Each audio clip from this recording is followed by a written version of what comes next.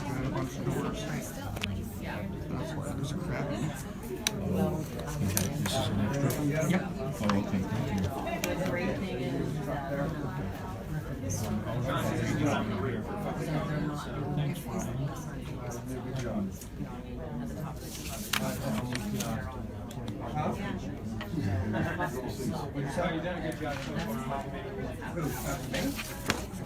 Yeah, fine.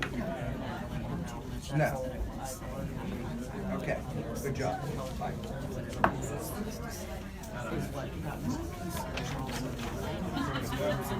It's my daughter taking care of the drunk, making sure you don't drive. Oh no, that's a good thing. Yeah. That's a good thing, Tony.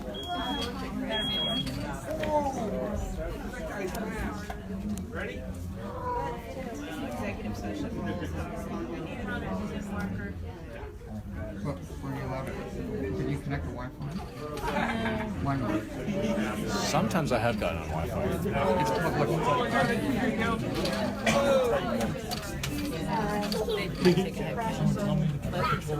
Oh!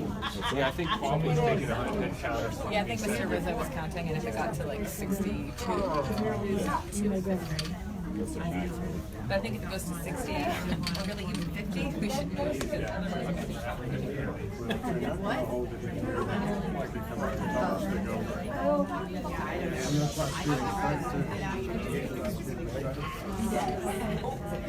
My turn.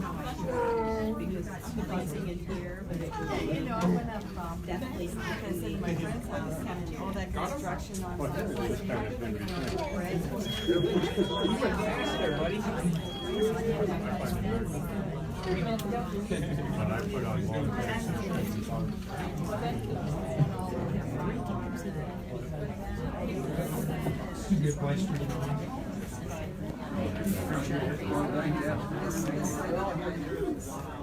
Of course, I've never been to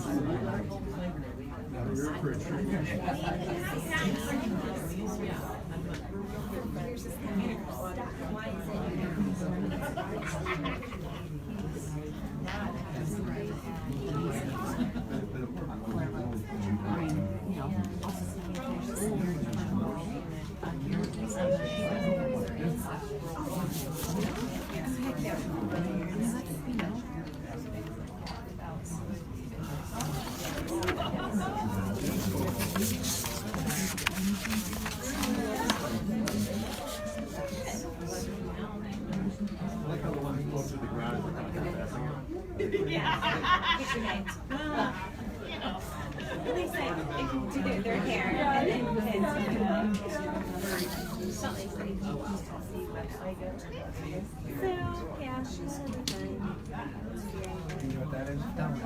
Every car, bud. I'll have to look. Thank you. We're gonna go in the room pretty soon. It's about the way though. You know, here, this one makes worse conference for somebody. Yeah. Looks like we're heading in.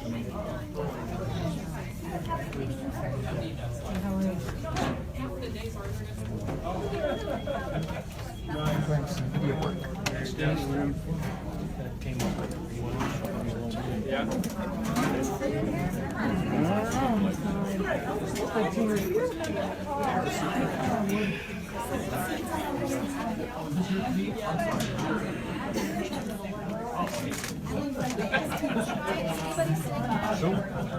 Mind if I join you?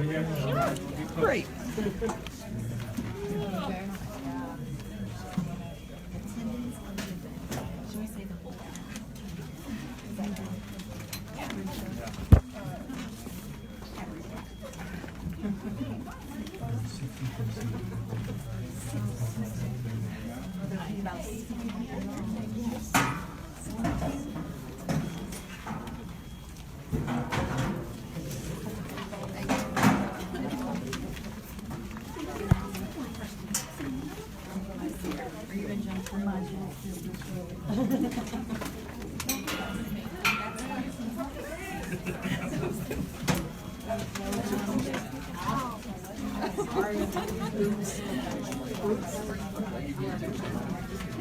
Is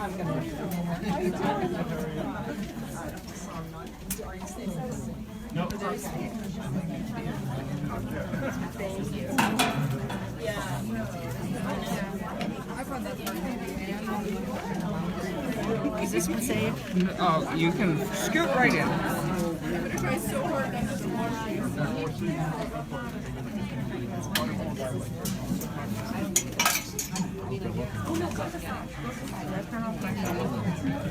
I know, I realize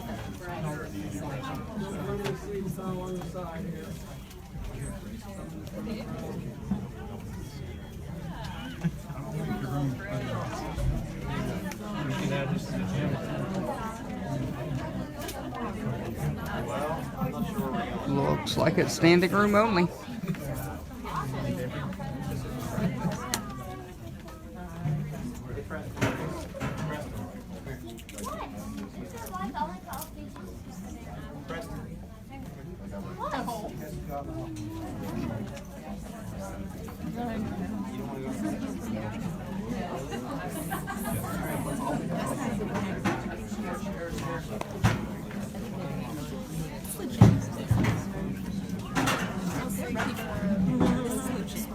I love it. Someone's gonna say time.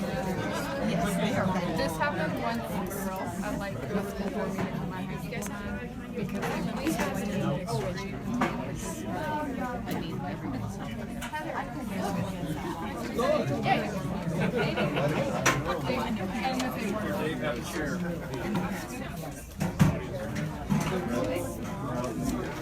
And it's grabbing it in time. 25 more out here. There's 25 more left in the hallway. I don't know if they're gonna fit in the room.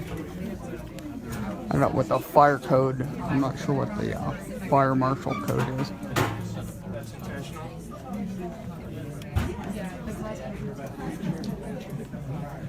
And this is community organizing as its finest.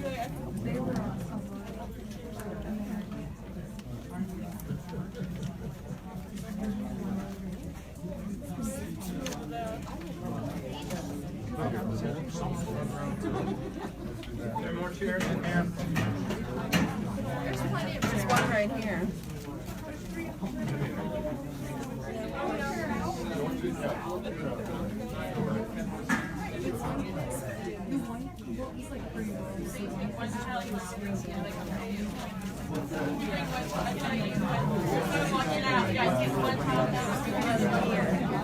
Come on in, there are chairs here.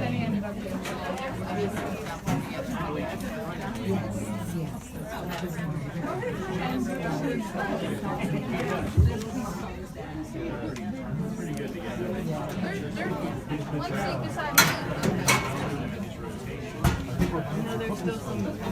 Volume's good.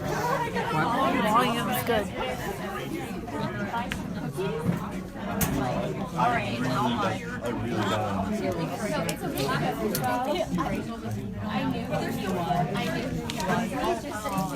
Trying to find more chairs because I think they've run out of chairs. See, this is what happens when you community organize. You knock on doors and drop literature and talk to voters.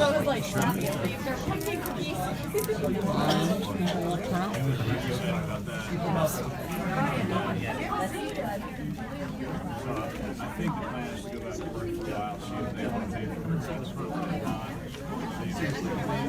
There are chairs on that table.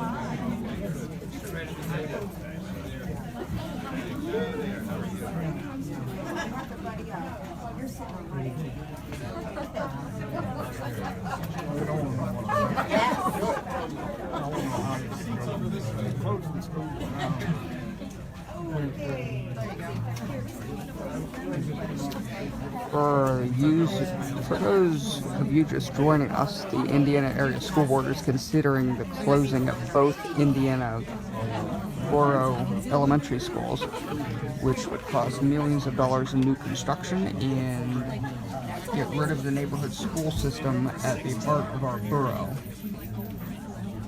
It would eliminate our walkable neighborhood schools in favor of a large potential mega school in White Township.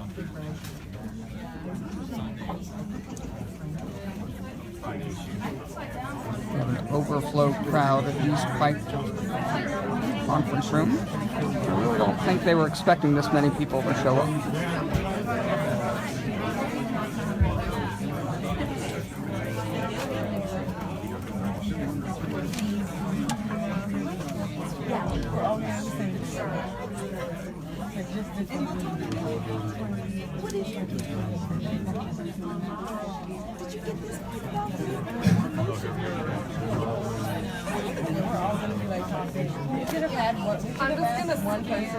Some IUP students are here as part of a class to observe their first municipal government meeting in action. I think they picked an interesting meeting to attend.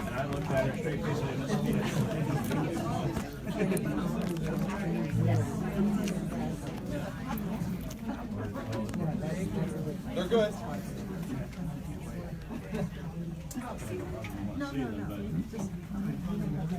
Yes, Chauncey Ross is reporting for the Gazette, and Jeff Widdowson is here for Render Radio. Pledge, and before the pledge, I'd like to have take a moment of silence. Yesterday was the 15th year anniversary of 9/11, so we can just pause for a moment and remember those lives that are lost during that terrorism attack on 9/11/2001.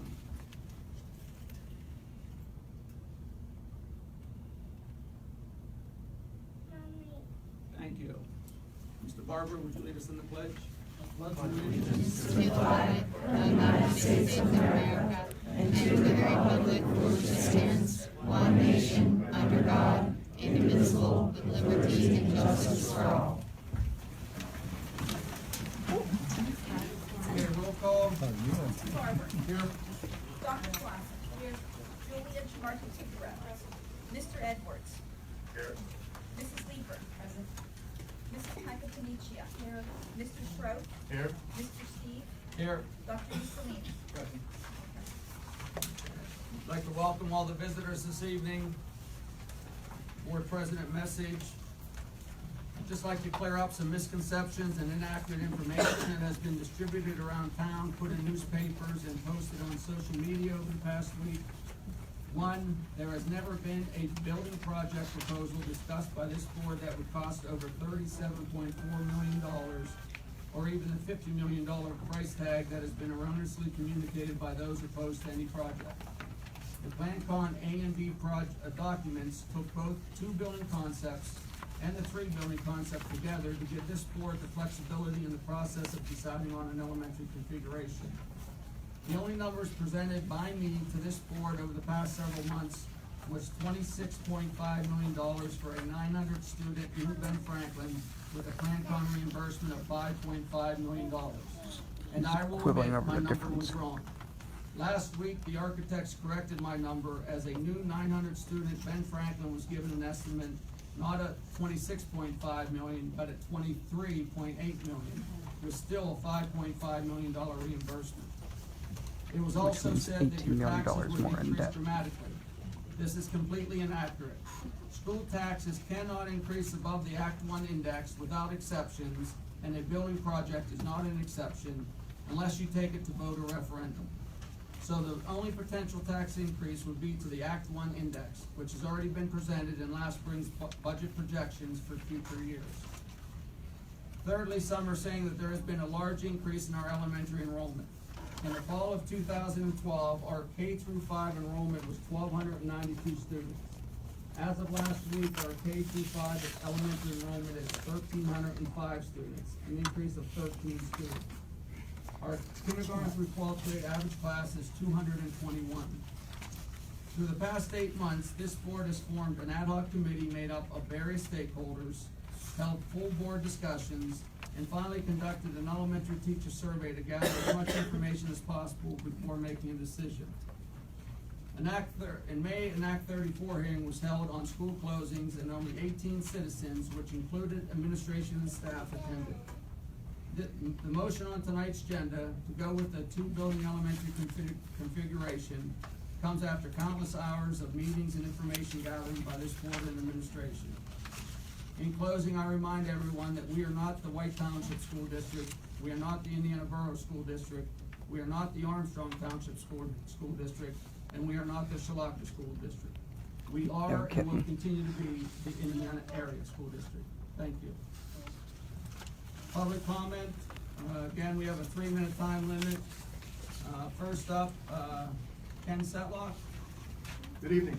As you said, we are the Indiana Area School District, and if I may double that a little bit further, lived all my life went to school here, and I was proud to be here.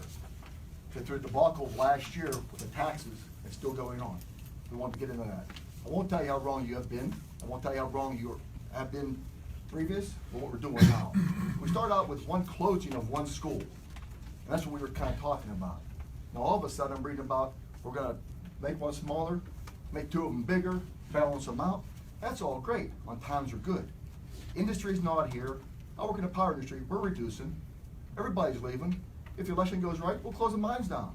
That's all great. Where's it all coming from? And all I'm asking you all to think about is, we're here for a reason. Not because we like you, and not because we don't. We're here for a reason to tell you, I cannot wait, if this goes through or not, to decide where I end up when I retire in a year.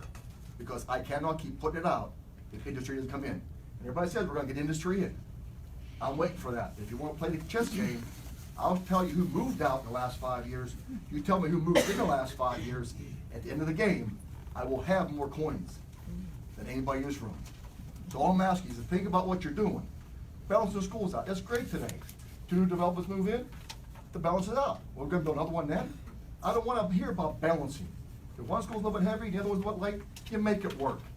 We are not 1970. We are 1916, 1916. It's a problem where everybody thinks it's not unlimited. The unlimited happened. It's over. My pocket's empty.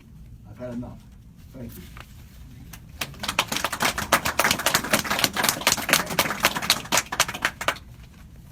There are 2 things I want to talk about. The first is transparency. Whenever the board went through the last election cycle, there was a lot of discussion about transparency. And I think with regard to the current issues with regard to realignment or reconfiguration of the district, I think the board has an obligation to the community to lay out the numbers and let everybody understand how will the dollars be spent in the future compared to how they're spent today. What proportion of our money goes to facilities versus today? How much money is left to run the district once all done? And how is it all paid? I think more disclosure of that information, disseminating the data better to the public, have a big impact and positive way to keep everybody on the same page. The other thing I wanted to talk about was purchasing procedures. I see a lot of times in the paper, the articles talk about how we regularly award work to McKissick & Associates. I don't know exactly how that relationship is developed or how it continues. I don't know if the district gathers electronic data and files from all of the work that they do that would allow us to then bid the future needs of the district amongst other contractors. But it's important to remember that we should do that, and just because a contractor is familiar with our school and with our facilities doesn't mean they should automatically get a free bid to take future work. We need to make sure that our procedures are robust and that we're actually following those procedures to try and do the best job we can to get a good deal for the district. Also, we did some construction work last year, and I know that there were some deadlines in the contract, and in the end, the board allowed the contractor to go beyond the deadlines without suffering any financial penalties. And I think that's a bad practice. I think that if we're going to put deadlines in contracts, we need to adhere to them. And if we're not going to adhere to them, they shouldn't be in the contract, because we let all the other people that are bidding on the contract understand that have more time to complete the project, and it would result in a better deal for the district. And that's all I got. Thank you. Thank you. Eric Barber. Hi, I'm Eric Parker. I'm here to express tonight that we can't afford to close our neighborhood schools. We can't afford to close our neighborhood schools when doing so will cost over $20 million and more than double the debt load per household in Indiana County, or excuse me, in the district residents. Times are hard. The economy is hard. We have working class people in the district. We have middle class folks in the district that are trying to put food on the table. And what we don't need is to unnecessarily build a new school when the current ones are operating just fine. Why should we embark on an unnecessary building project when we have 4 admirably performing schools in the district? The kids' education needs to be considered. I mean, I'm all for investing in education and spending money wisely. In fact, you're probably aware that Pennsylvania has one of the lowest funding of public education in the nation, and we're about 45 out of 50 or so, I believe, when it comes to funding public education. I'm not afraid to spend public education when it's done wisely and prudently, but a building project that we don't need, that will close schools in the heart of our community in Indiana Borough, is not what we need at this time. It's not improving the educational well-being of our students. It's not being fiscally responsible. It will destroy the walkable neighborhood schools that we have today. Part of the reason why people move to the borough is nice walkable community, nice walkable schools. If you were to close one or both of the neighborhood schools in the borough, it's going to lower property values, and that's not what we need at this time. If you don't reconsider, if you don't reconsider the motion, you may be hearing it from the voters in the next municipal election cycle. Thank you. Tony DiLoretto. We know the school board has a tough job to do. We appreciate your commitment to the community. And the idea of a super school, if it was in the middle of downtown Indiana, would be a great idea in the long run. I'm not so sure it's a good idea in the short run, because Indiana residents are struggling to pay their property taxes. And the tax base is dwindling day after day. And company after company are closing their doors, or they're just moving away. And this is not the time to ask our downsized tax base to increase the residents' tax load from just over $1,500 to close to $4,000. And it seems like our elected officials are not generating new industry or creating new jobs. And until we bring new revenue generating employment to our county, and or our politicians create a more fair and equitable taxation system, we as Indiana County property tax owners simply can't afford it.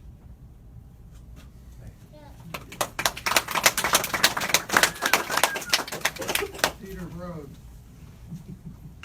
Broad. As an educator with 42 years of experience, I simply cannot fathom the notion that you're going to put 1,000 little kids in the same school. But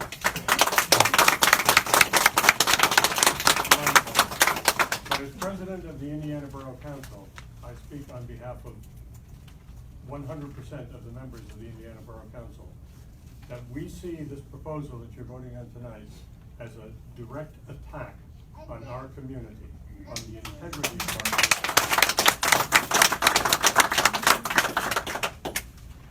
Simply taking the schools away from us, taking all the reason that families have grown up here, come back, they're breeding their kids, we have new families come in.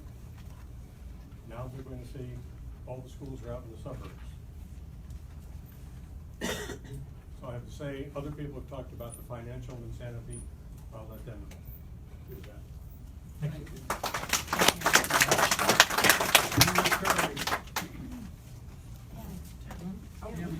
Tammy Curry. Last was Council President. Shocked a lot of people, because I'm not going to have a lot to say, because I think everybody in this room, basically everybody in this room, probably feels the same way as I do. This is wrong. You are going to take away neighborhood schools. You are going to reduce their property value. Your taxes are going to go up. Please don't say they're not, because they are. I grew up in this town. I lived on Washington Street. I walked to Horace Mann every day. These kids need walkability. They need to walk to school. They need this. You guys don't need to add more buses, and that's more money. Busing these kids is going to cost this district more money. Where are you going to get it from? Who are you going to get it from? That's what I want to know. We are in the middle of a crisis in this whole county right now over the tax reassessment. People are struggling. They're going to lose their homes. But I'm gonna tell you what's gonna happen. People are going to leave this county. And when they leave the county and you've got your big mega school out there, who's gonna be in it? If people take their kids out and they homeschool them, yeah, they still have to pay their property taxes. Sure, teachers are gonna lose their jobs. But if they actually leave this county, physically leave, you're gonna have a big Taj Mahal school, but you're not gonna have enough kids. Because everybody's right, there's no industry here. Then you wanna do this, and then the taxes are still gonna go up every year. Please don't say they aren't. People are gonna leave here. You make the decision.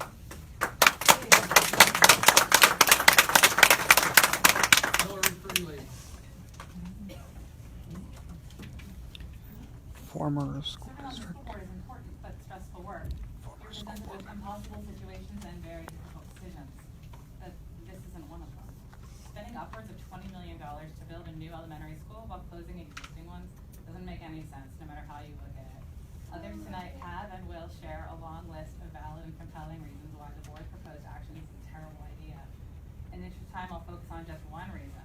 Undertaking this massive building project will provide no demonstrable improvement in the educational opportunities or outcomes for our kids. It will place such a huge financial burden on the district that this board and future ones will not be able to invest in the programs and personnel that actually would impact student success. And imagine what we could do with $20 million. We could provide much needed learning support. We could add more reading specialists of every child through the grade level. We could replace many of the faculty positions that have been lost through retirement. We could increase access to the social services many of today's kids need. We could place an instrument in the hands of every child who wants to learn a musical instrument. We can introduce foreign languages much earlier and diversify our language offerings. We could make sure every student has a tablet or laptop. We could better support the equipment and transportation needs of our athletes, musicians, dramatists, and other extracurricular activities. We can make sure every student has the opportunity to participate in a meaningful out-of-class learning experience and field trips. These are just a few. And by the way, this list isn't a menu you can pick and choose from. With $20 million, you could probably do all of those things. And these are things that would actually help our students achieve greater success. I'll be honest though, I can't help but feel like no matter what we say tonight, sport has already made up its mind. Just two small examples.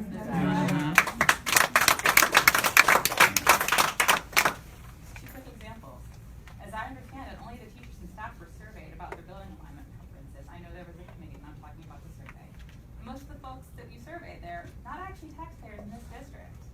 Second point, the Act 34 public hearing in May was advertised on the district website simply as Act 34 public hearing. No mention of what Act 34 hearing is, or more importantly, where the hearing is going to be held. You have to call the district, transfer several times, and finally get connected to the board secretary, who would kindly provide the location and read a prepared statement. That's not how a board interested in transparency and public dialogue behaves. I hope I'm wrong. I hope that this board will listen to reason.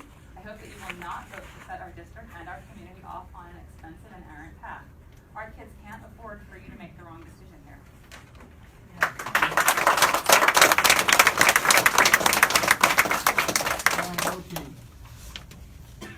Board members, you are all elected on platforms of improving education.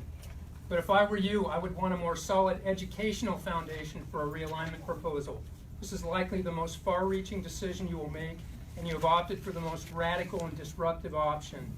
Yet the rationale for your vote tonight is thin.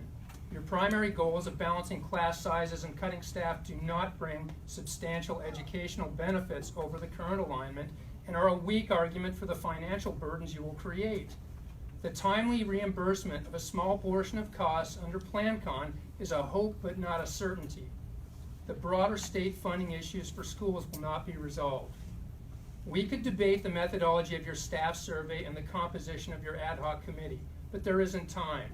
Suffice to say that you have excluded many of those most affected from your decision-making process. What about parents? What about using PowerSchool to survey the parents? I get PowerSchool posts every morning in my inbox. Would it not be difficult? How difficult would it be to utilize those kinds of technologies to gauge the feeling of the broader community? And you cannot ignore the concerns of the borough. This is the Indiana Area School District. I agree with you, Mr. Steve. This is the Indiana Area School District, not the White Township School District. What about increased traffic congestion from busing? What will you do with school buildings once they're closed? Options for closed buildings are limited and carry costs. Before you tear holes in the fabric of the district, these issues deserve to be addressed. Borough families are part of your tax base, and future families who value the neighborhood school model may well choose other districts to settle in if this option is lost. This process is being rushed, and the merits of the current alignment were never adequately gauged. Voters in last year's election could not have anticipated the radical proposal under consideration. You will be held accountable for this decision long after the ribbons are cut on any new building.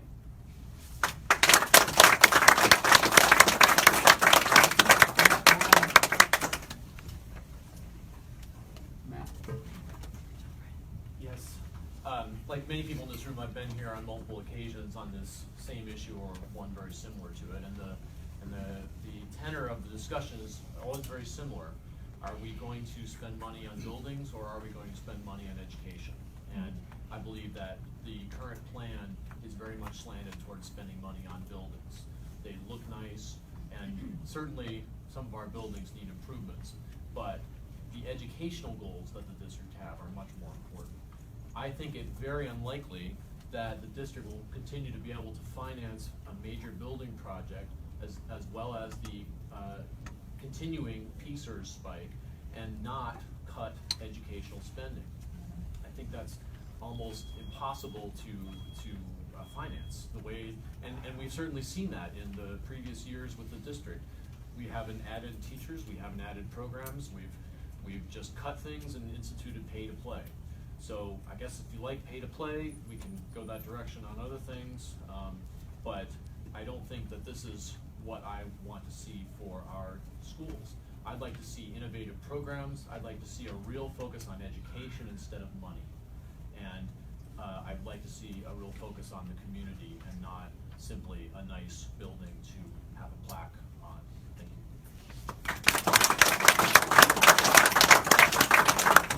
Ben Ford. Good evening, Board. I'm here to speak against the motion, actually two motions. The one that the IASD proceed to elementary school configuration, and the motion that architects and construction management services be retained and solicited for new elementary school construction and renovation. Taken together, I understand these motions to close Horseman and Eisenhower while building a new Ben Franklin and renovating East Pike. That's my understanding of the motions. I'm against these motions for two reasons that I'll keep up on. One, I've appeared before this board before to read a resolution passed by the Indiana Borough Council unanimously supporting the continuation of neighborhood elementary schools. This resolution is in line with the public comment you received at the beginning of this process, where all of the speakers were opposed to closing the neighborhood schools. In the past few weeks, in preparation for this meeting, I've gone door to door to speak with my neighbors. No matter what their political inclination is, none of the people I spoke with support closing the neighborhood schools. Proof of that tonight is that Tammy Curry and I are on the same page here.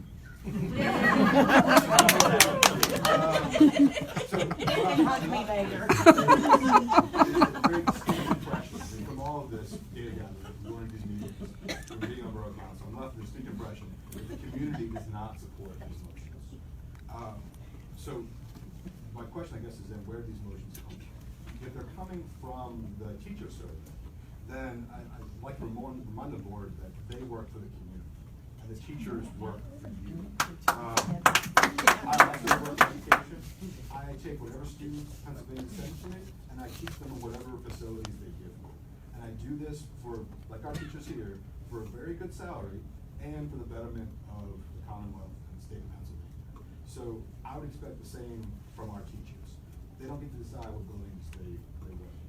The second thing I'd like to bring up is that, like you, I'm familiar with the responsibility of spending our neighbors' money for the betterment of the community and for strong public institutions. So for that reason, I cannot fathom why you're pushing these motions forward at this time.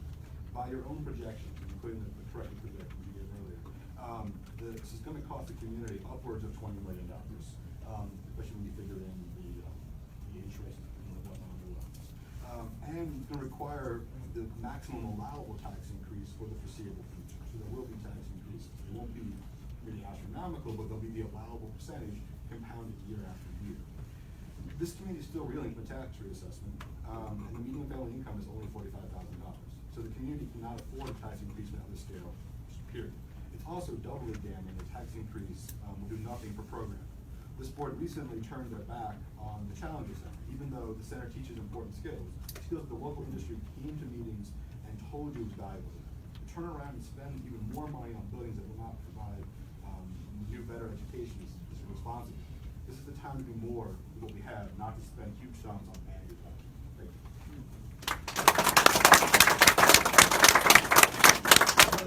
you. I would like to echo what has been said in this room. We are not White Township School District, we are not Indiana Borough, we are not Armstrong, we are not Shaw. We are a conglomeration of all those areas who have people living in them who have experienced sticker shock in the last year over tax reassessment. We are reeling from that. I agree with the people in this room who said economically, we are not moving forward. All we need to do is drive throughout our community and see all the places that are for sale for people who are leaving, and look at the houses that are for rent for people who are trying to maintain some sort of income on property that they own. We cannot afford to allow a project such as this. I will give you two words that I think of when I think of this project, and that's Penn Hills. And for those of you in this room who know what I'm talking about, Penn Hills went down the tube on new school construction and a huge athletic complex. They are in arrears to the state by almost $70 million. I would also mention Hempfield, which is right down the road in Westmoreland County. They are experiencing all sorts of hardships because of overstepping their bounds economically. I would also agree with the people here who have talked about transparency. While many in this community were distracted by tax reassessments and going in to find out an appeal system, this board moved ahead with a project that you say will only cost $20 million. I taught at the junior high school.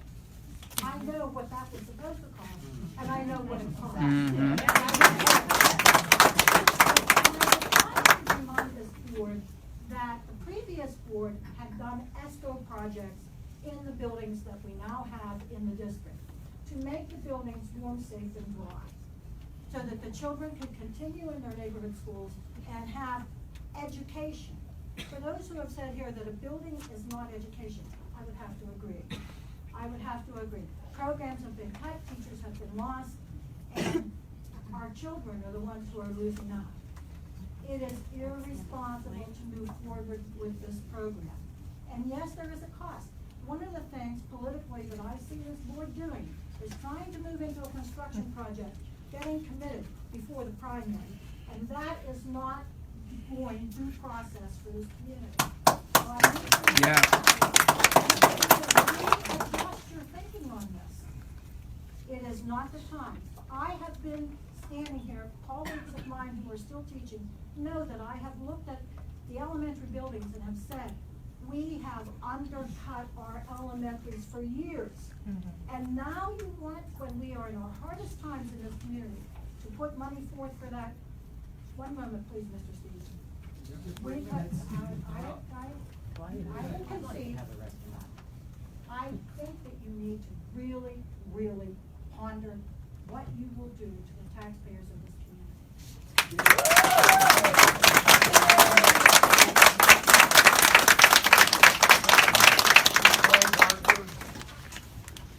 School board, I can't figure out how closing 2 borough schools that means so much to the borough community, the community I live in, is going to save the district money. So please tell me how spending millions and millions, and I get worried about spending hundreds of dollars, you're talking millions of dollars on new buildings is cost effective. Originally, 6 years ago, when this all came about, you justified building a new building by eliminating 23 teaching positions, administration, and principals. The realignment has already done this. We have lost our teachers. Everything has been skipped out. So the savings that was envisioned is, you've used them up. So essentially all this is gonna raise our taxes because we've already saved the money by eliminating teacher positions. So by telling us that your taxes won't go up is untrue. I urge and plead you not to waste any more of our money on unnecessary construction. Thank you.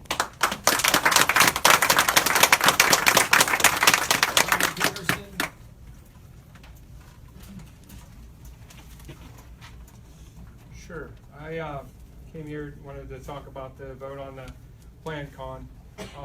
Really, before any decision should be voted on, a plan really needs to be developed. One, we really need to address the true cost of what the two building scenario is. We heard different figures here tonight. But none of those take into account. I have 6 questions here. What do we do with the other 2 buildings? If we have to maintain those, that's some cost there. That's not included in that figure you gave us earlier. We sell them, there's costs still listed. Do we get any value out of them? If you demolish them, what are you going to do with the land there? Are you going to build something else? You're going to donate it? Those would be nice to know. And then what still needs to be done at East Pike? My understanding is if we go to the 2 buildings, we have to add on to East Pike. There's a cost to that. It's not here listed, and so we don't know what that cost is. What is going to be the true number of admin and staff going forward? How many principals are we going to have? How many guidance staff? How many teachers are we going to have? Because all that has costs to it. What are the transportation plans going forward? What is the true loss of the ESCO money that has already been spent in Horace Mann and Eisenhower? How much of that are we going to lose that we've already borrowed for the next 15 years, I believe? We're not going to get the energy savings money, so there's a lot of cost, a lot of money you're just throwing away. Are there new attendance lines? How would that affect transportation? Is there costs there? And then my understanding, the budget over the next few years is already planned to raise the taxes at the Act 1 index to cover the cost of PSERS, to cover the cost of programs. And none of those projections have any staff contracts in. There's going to be costs involved in staff contracts if you give any raises at all. So I'm not sure where this $20 million, $25 million, $30 million, whatever the final cost would be, where that money's going to come from if it's already spent. And then just related to that, I feel that the whole decision has been rushed. I did sit on a few meetings of the ad hoc committee. I attended the first few for sure, and some of the later ones. Really, the first 2 meetings, there was a bunch of different options that were presented, but most of those options were thrown out. I felt like to justify the mega school of Ben Franklin that this board wanted. Really, the ad hoc felt like it was just set up to make it feel like the community was engaged, but there really was no engagement with the community. It was really to justify the direction this new board wanted to go. This new board's only been seated has been seated here since December, and by May, which is 5 months, you've voted to do the plan con, you've held school closure hearings. It just felt very rushed. So in your president's message, you spoke about the numbers of how many people came to the ad hoc, how many people came to the hearing. But today, the community's here, and we're trying to be engaged, and we're ready to be engaged. So please share what those plans are. Please put this vote on hold until you develop a plan and share what the real cost is going to be.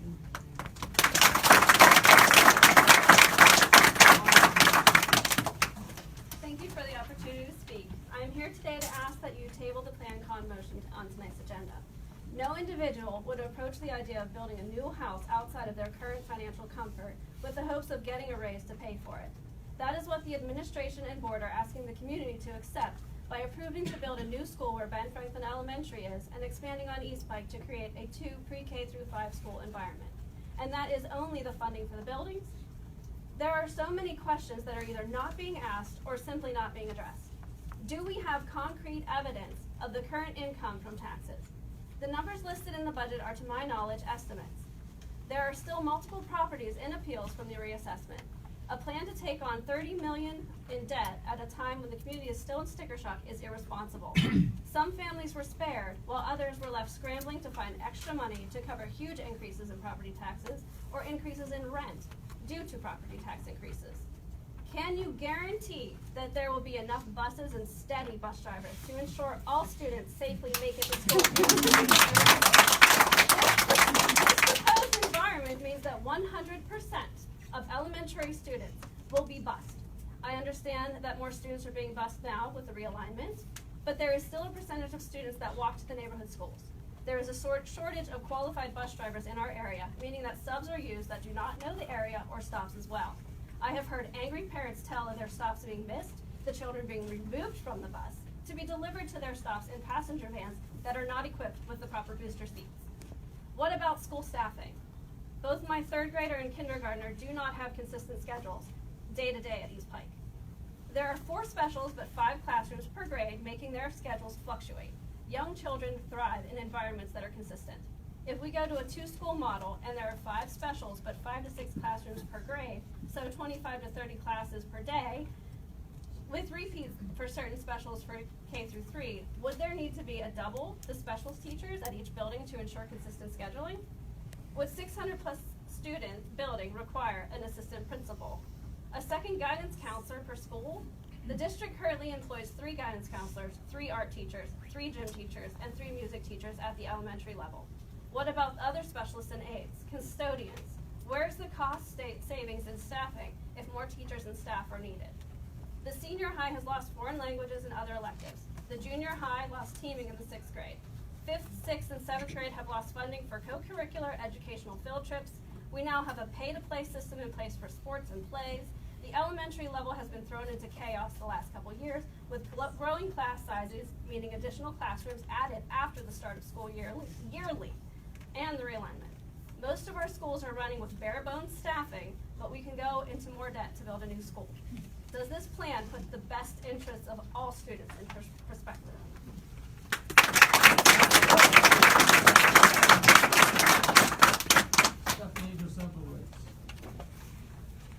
I come tonight with mixed sentiments.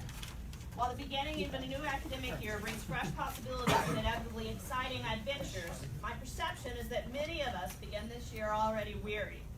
Weary of the squared-off corners of the present political election cycle, weary from excessive heat and humidity of the last weeks, particularly with those of us with family members working and studying in our un-air conditions across those dead set on building large mega schools versus those purporting to value neighborhood schools.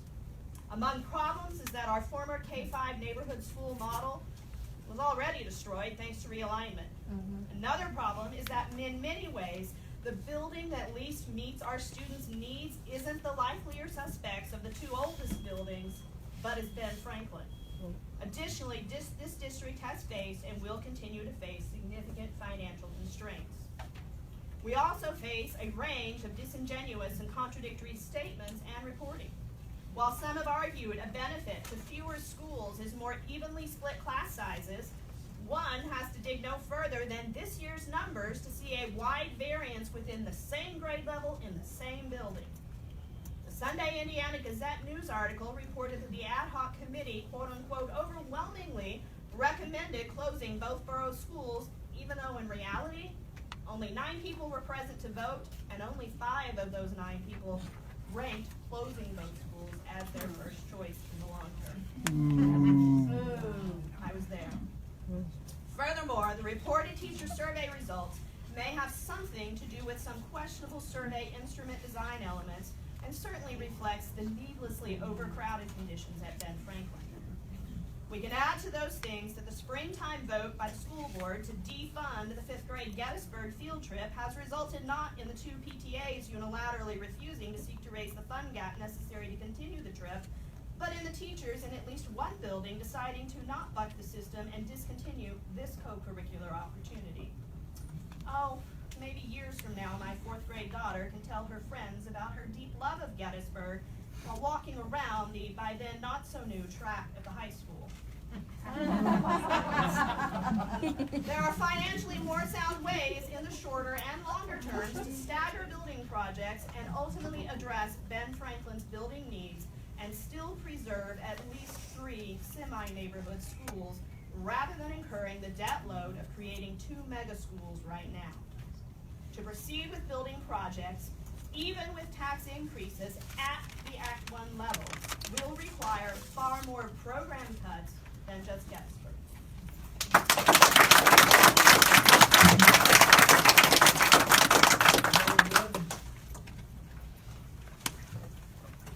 I believe you told us we went up 13 people in the elementary education since 2012.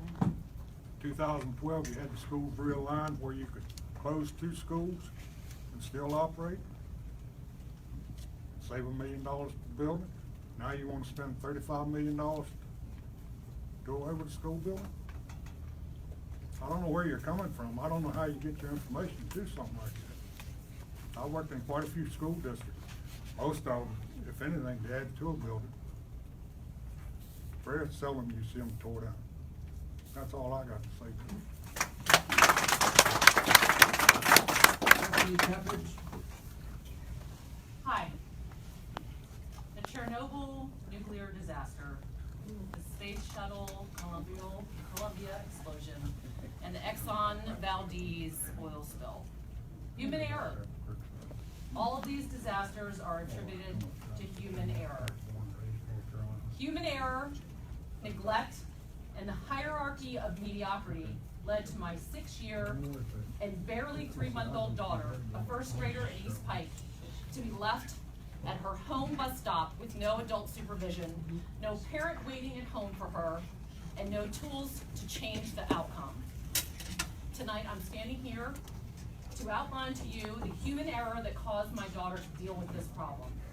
What I'm not talking to you about, thankfully, is her being injured by a car, her kidnapping, or God forbid, her being killed by a driver who wasn't paying attention. After school on September 1st, my daughter Laura got on the correct bus with 2 notes detailing that she needed to be dropped at her babysitter's house.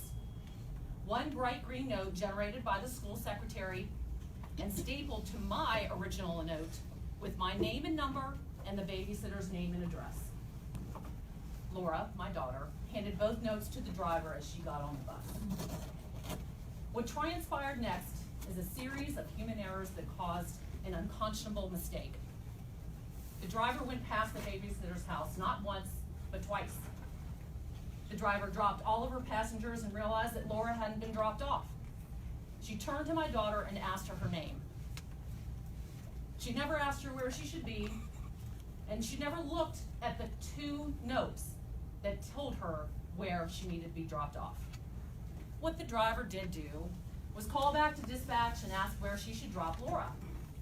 Dispatch was sitting in an air-conditioned, quiet office over at the transportation garage, and she gave the bus driver the direction to drop Laura at her regular stop. What you're learning tonight, and what you should alarm you the most, is that Laura didn't cross in front of the bus because the driver didn't know where she lived. So the driver assumed that the corner where she dropped my daughter would be the block that she lived in. The bus pulled away with its flashing lights and big red stop sign, and my daughter was left alone to navigate the traffic. Why didn't the person at dispatch who manages the bus line have the wits about her to tell the driver to look at her notes? All she had to say was, "Do you have anything that tells you where Laura needs to go?" No, instead, she robotically looked up my daughter's address, home bus stop, and told the driver where to put her. The intersection of Church and 3rd. She didn't even tell her our house number, because that actually would have been a solution to the problem, was to be dropping my daughter where we actually live. When I spoke to dispatch after this happened, I was told there's room for only 1 phone number on her list. I do not parent alone.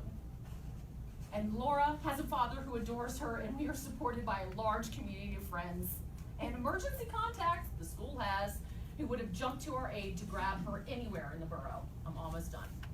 Maybe to the bus contractor, Laura is just a bus number and a stop, and maybe to this board, my daughter is only a student number, and to me, she is our future, and she should be to you too.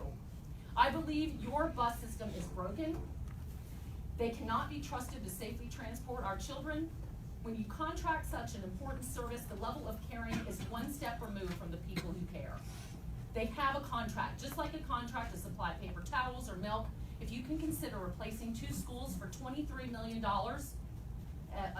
you can afford to run your own bus service, where my neighbors are drivers and supervisors. They might care enough to safely transport my daughter with a note that she's given to that driver. Thank you.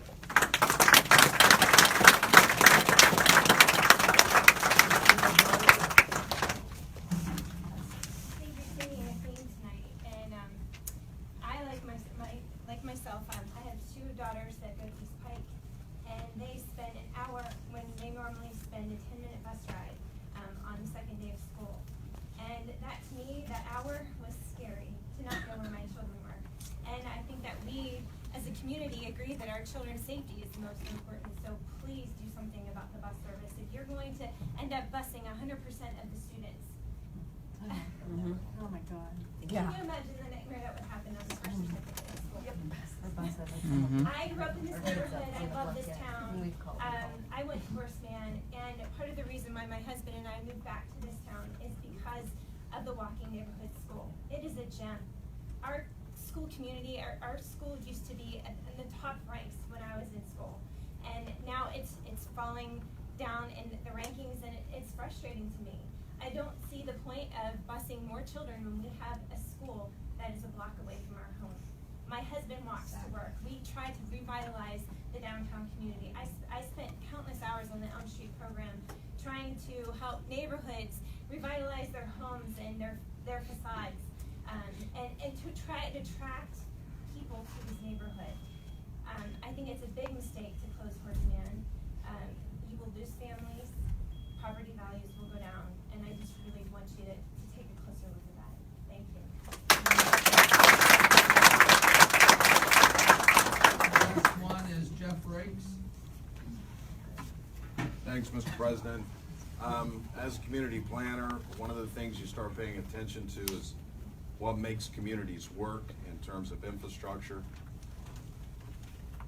One of the things that makes communities work is schools, and the model of pushing schools out into the sort of, I know it's hard to think about Indiana as having suburbs, but to sort of push them out into the suburbs and then try to sort of bus everybody there really creates challenges that I think a lot of communities are still trying to sort of recover from. So that's all.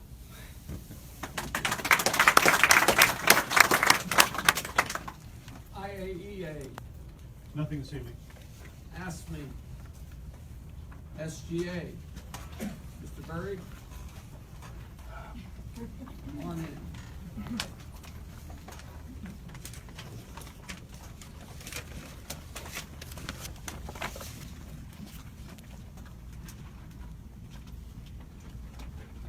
Good evening, members of the board. If you don't know me, my name is Michael Berg, Senior High Teacher and Student Government Advisor. This evening, I'd like to introduce to you your new student representatives to the school board. I have with me our president, Margaret Marcus, and our vice president, Annie Newshaw. So it's our goal to have good representation on the board this year, better than last year, where unfortunately our president was awfully busy with sporting events and different things like that. So just wanted to introduce them to you tonight. I also would like to report that student government is sponsoring a Teddy Bear Fun Drive 5K race on Saturday, October 29th at 10 a.m. at Mack Park. So we encourage the community to get involved with that and support the Teddy Bear Fun Drive. It's a very important thing that student government helps to do at the senior high. So tonight, Hannah will take Margot's place at the board table. Unfortunately, Margot can't stay for the whole time. But if you have any questions for me or for them, please feel free to ask. I have a question for you, Margot. Have you asked any of your students on SGA if they would like to attend the SBA conference in Harrisburg next month? Actually, we have, and we've talked about that to several students, and unfortunately, the plan that far ahead, it's difficult with sporting events and so on, but I am hoping to get 2 students who are available, because last year we thought we had 2, and then things changed with tennis playoffs and so on, and we had to back out, so we are hopeful to be able to go. Yeah, I encourage students to go. You know, they came off board and being on, very helpful. If you can go, I encourage you. Thank you. Welcome to the board. Okay, Stuco. Superintendent's report. Thank you. Several items. First, on the agenda, we're accepting 2 retirements. Gail Maples and Marjorie Snedden both have 25 years service in the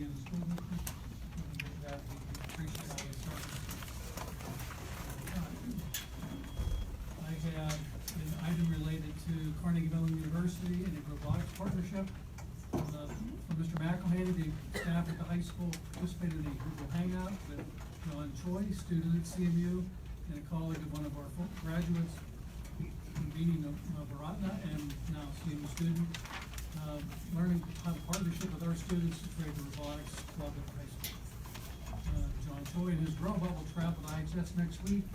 This week, actually Friday, September 16th. They'll show off the robot and present information to the school faculty and students about starting a robotics club in partnership with Carnegie Mellon.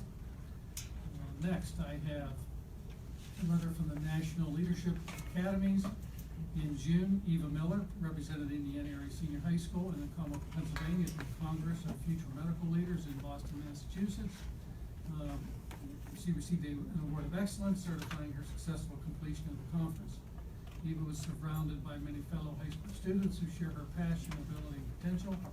She watched live surgery, and many delegates had a chance to question the surgeon in real time. Eva was personally taught by some of the greatest living minds in medicine. She was guided and mentored by prominent medical school academic leaders, and also was inspired by new prodigies who are leading the future of medicine. Another senior high item from Mr. McElhaney. Priyana Shetty and Shreya Maharaj participated in the Summer National Leadership Forum for Medicine in Houston, Texas. It sounds similar to Boston. Theirs was in Houston, Texas, where future doctors get first-hand exposure from their Houston hosts. Happy to report that Katie Bungo, teacher at Eisenhower, has been selected to receive a Presidential Award for Excellence in Mathematics and Science Teaching. The program, administered by the National Science Foundation on behalf of the White House Office of Science, Technology, and Policy, recognizes outstanding teachers for their contributions to the teaching and learning of mathematics and science. Each awardee will receive a citation signed by President Obama and a $10,000 award from the National Science Foundation. Awardees will also travel to Washington, D.C. for an awards ceremony, which just happened this past weekend. We are going to invite Ms. Bongo, if she's able, to either the next board meeting, if not, then one after that, so we can all congratulate her in person. She can tell us a little bit about the ceremony. Another student news, emailed from Carly Yusarak to Mrs. DiStefano at the high school regarding Pennsylvania Free Enterprise Week. This is the second student we've heard from who participated in that event. As my senior year is quickly approaching, I was thinking about my favorite summer memories, and I have to say PFEW is by far my favorite. Not only did this amazing opportunity present me with business techniques and strategies, but also lifetime friends and memories. That week was my favorite week of my 2016 summer, and I couldn't thank you enough for encouraging me to be part of such an amazing program. Thank you again for this life-changing opportunity. Mrs. Stefano is the ECIT teacher at Clark School. And message regarding Mr. Joe Sokol, one of our two driver education teachers. Mr. Kirsch, on Saturday, I tested and passed my 1,000th student for a PA driver's license at Indiana High School. His pass rate for that test is 90% and does not count the students of Mrs. Milner who have also taken the test. So congratulations.